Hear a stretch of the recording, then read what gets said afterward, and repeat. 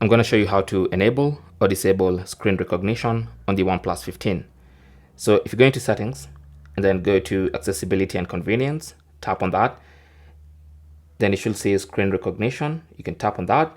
And basically, when you turn this on, it basically generates a summary of the article you're reading, recognizes the article content or listen to the article with just one tap. So a couple of things you can do with this particular feature.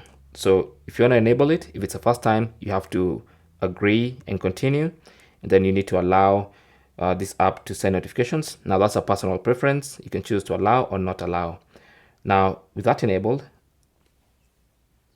that means you can be able to access features like the screen reader to have your phone read out articles to you and whatnot.